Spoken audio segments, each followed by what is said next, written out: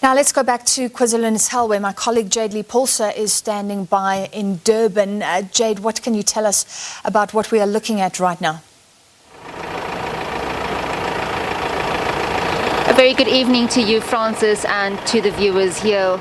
Well, we're coming to you from Queen Nandi Drive that interleads into Umgeni Road, and since this morning looters have flocked to several warehouses, but the screen that you're seeing right now, the visuals you're seeing right now on your screen, is a building, Michael, also a building burning here, and this is a factory that has burnt down as well. It's on the other end of this building, completely burnt. On this side it's still upright, and this is what we've been seeing for most parts of the day, Francis. I'm just going to step out of shot and just show you what's taking place on the ground. There's cars that are backed up all the way to Umgeni Road, and those cars, Francis, are making their way to several of the factories that are stationed there. I am told that there are several warehouses also, mostly mechanical, and we've been seeing many people flocking there to loot as much as possible. We've seen people coming out with beds and washing machines and hi-fis, everything and anything that they can get their hands on, and all those vehicles there are not commuters making their way home, but actually making their way into that area where they can loot. We've seen some cars actually also divert from that road onto the N2. Stop you, because this is just incredible, and people have been crying out for roadblocks, saying, will you see more sort of roadblocks, the SANDF involved? So you're saying there's nothing stopping that incredible line of cars going in to loot, nothing at all?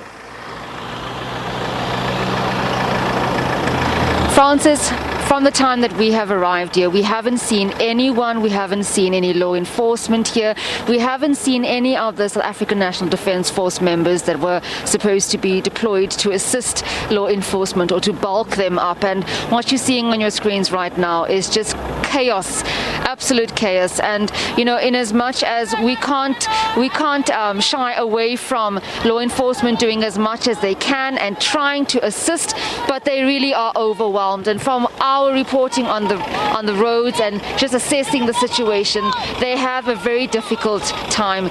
These cars are all making their way to the warehouse and just trying to get there. And you know, we actually stopped a couple of people off camera and asked them, why are they doing this? And people did not want to go on record to speak to me, but many of them are saying that, why not? Why can't we do this?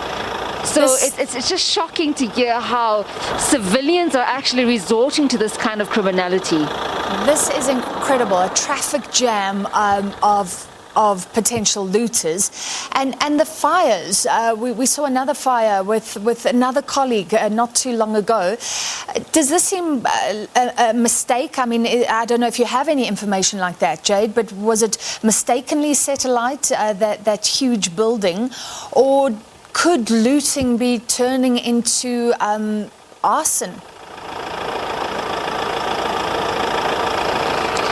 Well, Francis, you know, since yesterday we've seen fires flare up throughout the Durban CBD. There's little pockets of fires. Just this afternoon as well, when we took to the skies and gave you a bird's eye view of what's happening on the ground, several factories were burning in Springfield. This morning I was also in Conubia, where a chemical factory was set alight, and I spoke to a police officer and he told me that he was actually deployed to that area after it was set alight, and looters had actually torched it. So we cannot shy away from the fact that looters are actually destroying property. It is arson. Many of them are ransacking malls and then torching them afterwards, Francis. And this line, you said heading towards warehouses. Do we know what goods are being targeted there? Okay, I'm just going to step out of shot so that Norman behind the camera can show you as well. Well, this line all the way leads to Umgeni Road. There's several warehouses here. There's a game factory. That has been the popular one. It's also a McDonald's that I've seen many people walking with McDonald's packets, huge boxes filled with patties. There's also another factory that has a bed. I think it's a bedding factory, mostly mechanical stuff that I've seen. A laptop maker as well. Many people have been taking the laptops, the cell phones, anything that results in mechanical stuff. But mostly what I've seen come from this line as people move from there all the way up again. Most people that are looting here, Francis, I must mention, are coming from the areas like KwaMashu, Inanda, that join, and that's easily accessible to get to this particular area. The problem is that once the looters make their way up here, those that are residing in places such as Effingham Heights, Avoca, they are actually at a disadvantage, and many of the roads get cordoned and blocked off there by potential looters. So these scenes coming from on your visuals right now is basically looters making their way to these warehouses and trying to loot as much as they can. Not a single law enforcement officer on the ground that I've seen. This is nothing short of extraordinary, Jade. Before we let you go, earlier you had an eye in the sky. You were up in a helicopter, able to look over the Durban CBD. Can you give us a sense of what you saw in terms of the scale of the lines, the buildings on fire, the shopping malls under attack? Well, when we went up this afternoon, it was very quiet in the CBD, not a single soul on the road. Several of the suburbs were also quiet. It actually felt like lockdown level 5. It took me back to last year when President Cyril Ramaphosa announced that the country will be going to lockdown level 5. And, many people, the looters on the ground, they feel like this is a holiday. This is like Black Friday for them. They can just go and loot and just do as they please. Like I said, I spoke to that gentleman and said, why can't he loot? So they are actually having a ball of a time. But for many people back at home, this is really it's a struggle. We went into places like Chatsworth, we went into Phoenix, where people also expressed their concerns. They're running out of food, Francis. People don't have the essentials like bread, eggs and milk, and many of them are going to their small little spazas to see what they can salvage there.